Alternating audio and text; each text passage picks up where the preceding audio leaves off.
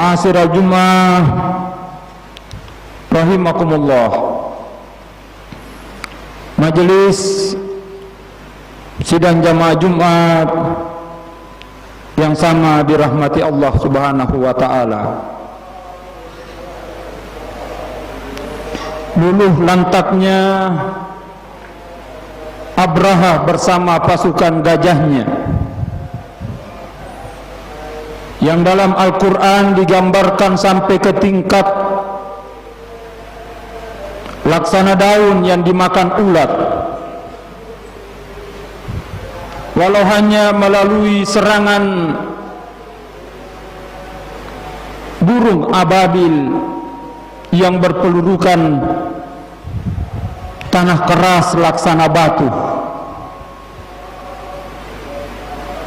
Tenggelamnya Fir'aun laknatullah bersama bala tentaranya,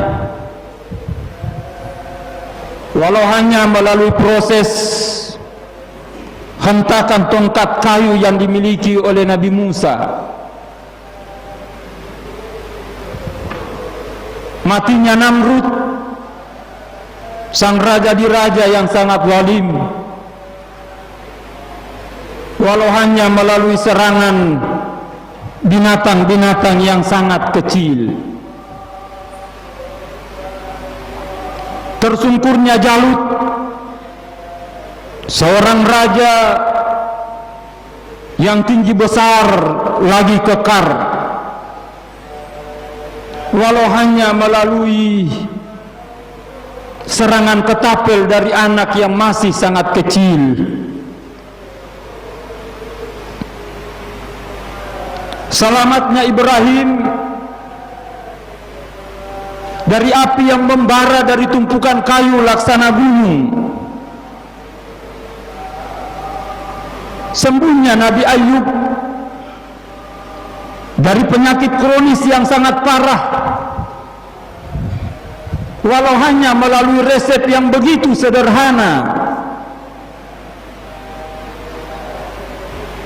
Berubahnya kota Mekah dari gurun pasir yang sangat tandus, jangankan manusia, binatang, hatta rumput sebatang pun tidak ada yang bisa tumbuh. Yang diawali dengan terpancarnya air Zam-Zam melalui hentakan kaki Ismail yang masih bayi ketika itu. Selamatnya Ismail alaihissalam dalam hitungan waktu sepersekian detik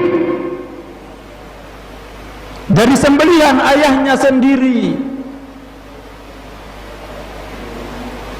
adalah merupakan secuil dari sekian banyak contoh kasus yang dapat kita deret sesungguhnya. Namun dari apa yang kami paparkan tadi, sungguh sudah lebih dari cukup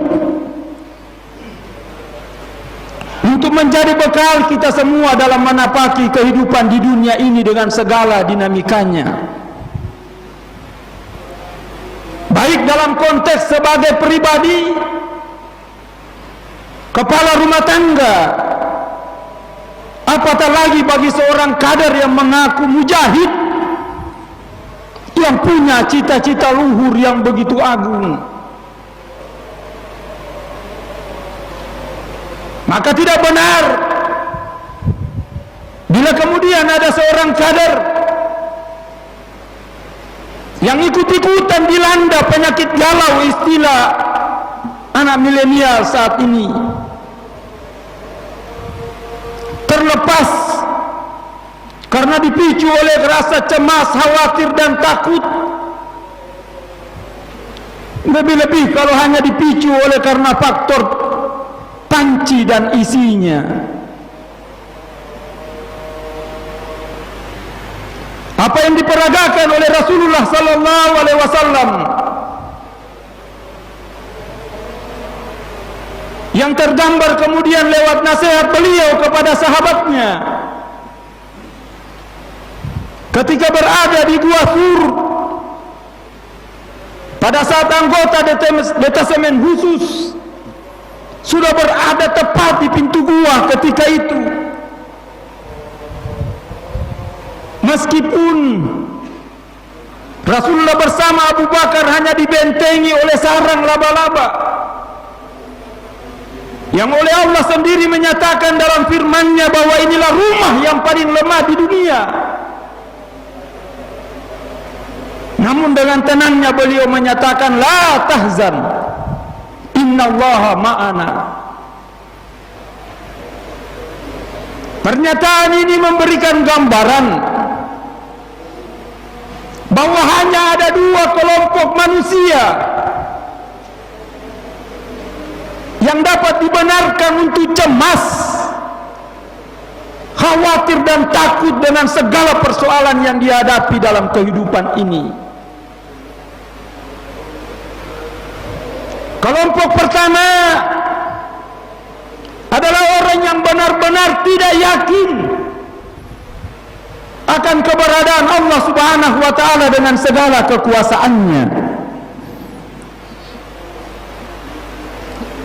Kelompok yang kedua adalah orang yang sebenarnya sangat yakin dengan kekuasaan Allah Subhanahu wa ta'ala, namun di saat yang bersamaan dia menyadari dirinya bahwa dia termasuk orang-orang yang tidak layak untuk mendapatkan bantuan dari Allah Subhanahu wa ta'ala. Kesadaran akan tidak pantasnya seseorang untuk mendapatkan bantuan dari Allah itu hanya mungkin dipicu oleh dua sebab. Yang pertama, memang dari awal niatnya sudah keliru. Meskipun manusia di sekitarnya tidak paham bahwa label kader dan mujahid yang melekat pada dirinya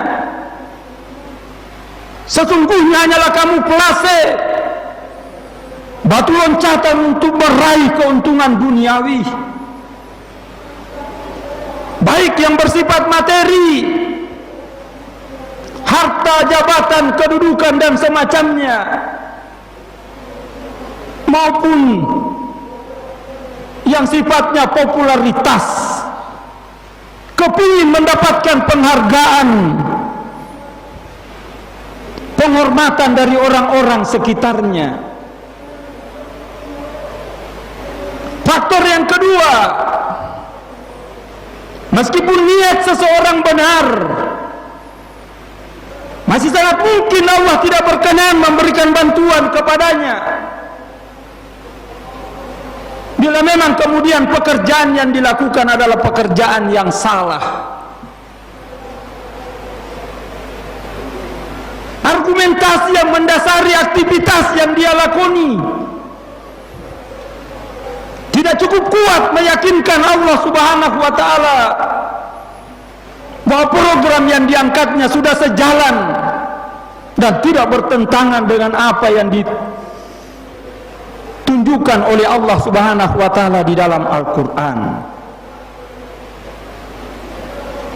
Ikhwani ma'asyiral jumu'ah rahimakumullah, pada ayat 140 surah Al-Imran yang kami bacakan pada mukaddimah tadi, asbabun nuzul dari ayat ini memang dimaksudkan sebagai hiburan kepada Rasulullah dan para sahabatnya tatkala umat Islam ketika itu dilanda kegalauan yang luar biasa akibat kekalahan yang dialami. Turunlah ayat ini kemudian, di mana di tengah-tengah ayat ada ungkapan yang mengatakan wa tilkal ayyamu nudawiluha bainan nas, bahwa yang namanya kemenangan dan kekalahan adalah sunnatullah yang telah ditetapkan, akan dipergilirkan adanya. Kalau hari ini kamu kalah, bukankah kemarin-kemarin engkau telah menang? Dan satu saat di lain hari mereka yang akan kalah dan engkau yang akan menang. Ayat ini tidaklah salah bila juga dijadikan hiburan oleh umat Islam dan para mujahid hari ini. Namun kemudian kita tidak boleh berhenti hanya sampai di situ. Tanpa jiwa besar menelusuri lebih jauh apa yang menjadi asbab sesungguhnya kemudian kekalahan itu menimpa, termasuk yang dialami oleh Rasulullah bersama para sahabatnya saat itu, bahwa ini dipicu oleh 80% lebih pasukan pemanah yang telah diwanti-wanti oleh Rasulullah untuk tetap bertahan, namun kemudian mereka membangkang dalam tanda petik. Ini syarat yang memberikan gambaran yang sangat jelas lagi tegas betapa dalam sebuah jamaah ketaatan adalah merupakan harga mati yang tidak bisa ditawar-tawar. Tanpa adanya ketaatan, maka sehebat dan sebanyak apapun SDM yang dimiliki dan juga sumber daya yang lain, semuanya akan nol besar dan tidak punya pengaruh apa-apa untuk melahirkan kemenangan. Namun berbicara lebih jauh tentang ketaatan, hendaknya menjadi evaluasi kedua belah pihak, baik yang dituntut untuk taat maupun pihak yang mengeluarkan perintah. Dalam Al-Quran paling tidak ada dua pelajaran yang sangat penting, di mana pembangkangan itu bisa terpicu disebabkan oleh karena tidak adanya sistem penjelas yang memadai. Kita bisa lihat ketika Allah Subhanahu wa ta'ala pertama kali akan mengeluarkan surat keputusan melantik Adam sebagai khalifah di muka bumi ini, para malaikat yang nyata-nyata bahan bakunya terbuat dari cahaya dan tidak punya nafsu,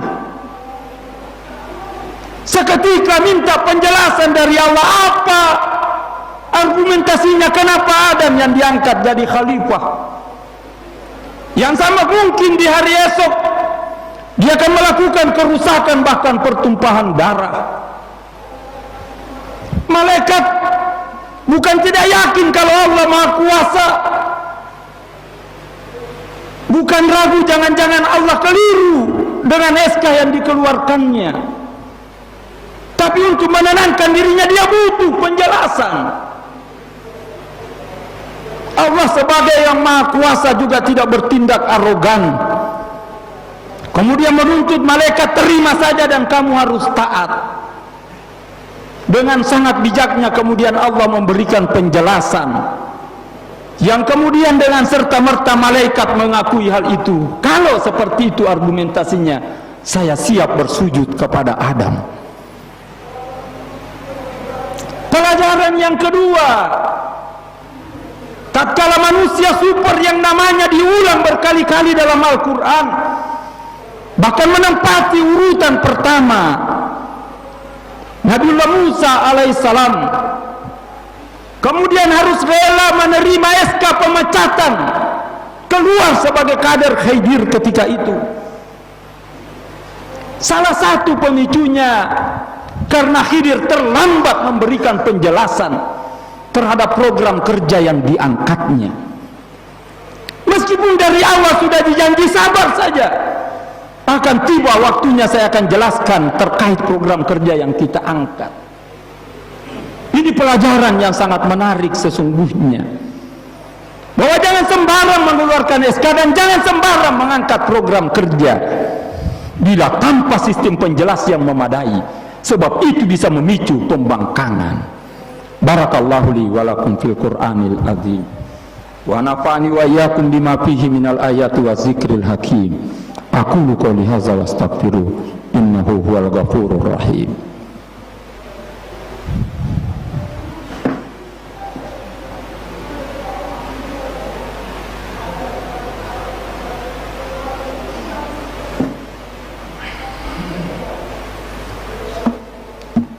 Alhamdulillah, alhamdulillahilladzi hadana li hadza wa ma kunna linahtadiya laula an hadana Allah. Asyhadu an la ilaha illallah wahdahu la syarikalah wa asyhadu anna Muhammadan abduhu wa rasuluhu la nabiyya ba'da. Ya ayyuhal muslimun al-khadirun ittaqullaha haqqa tuqatih wa la tamutunna illa wa antum muslimun. Amma ba'd, mahasiral Jum'ah rahimakumullah. Mengakhiri khutbah yang kedua ini, mari kita sama-sama bermunajat kehadirat Allah Subhanahu wa taala. Semoga segala khilaf dan kesalahan yang kita perbuat sekian lama diampuninya. Dan kita memohon untuk senantiasa diberikan hidayah, petunjuk bimbingannya dalam mengarungi kehidupan ini dengan segala persoalannya, yang pada gilirannya akan mengantarkan kita bahagia di dunia dan lebih utama lagi keselamatan di hari akhirat nantinya.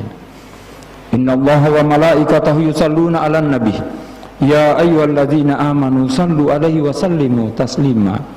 Allahumma salli wa sallim ala Muhammad wa ala ali Muhammad kama shallaita ala Ibrahim wa ala ali Ibrahim wa barik ala Muhammad wa ala ali Muhammad kama barakta ala Ibrahim wa ala ali Ibrahim innaka Hamidum Majid. Allahumma ghafir lil muslimina wal muslimat wal mu'minina wal mu'minat al ahya'i minhum wal amwat innaka antas sami'un qaribun mujibu da'wat wa ya qadiyal hajat. Rabbana zalamna anfusana wa illam taghfir lana wa tarhamna lanakunanna minal khasirin. Rabbana la tuzigh qulubana ba'da idh hadaitana wa hab lana min ladunka rahmah innaka antal wahhab. Rabbana hab lana min azwajina wa dhurriyyatina qurrata a'yun waj'alna lil muttaqina imama. Rabbana atina fid dunya hasanah wa fil akhirati hasanah wa qina azabannar. Subhana rabbika rabbil izzati amma yasifun wa salamun alal mursalin walhamdulillahi rabbil alamin wa aqimis salat. Allahu akbar, Allahu akbar, ashhadu an la ilaha illallah, ashhadu anna Muhammadar Rasulullah. Hayya 'alas salah, hayya 'alal falah, qad qamatis salah, qad qamatis salah. Allahu akbar, Allahu akbar, la ilaha illallah.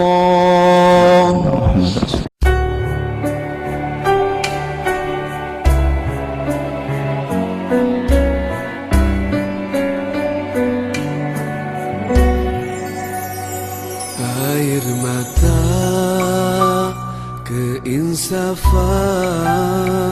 yang mengalir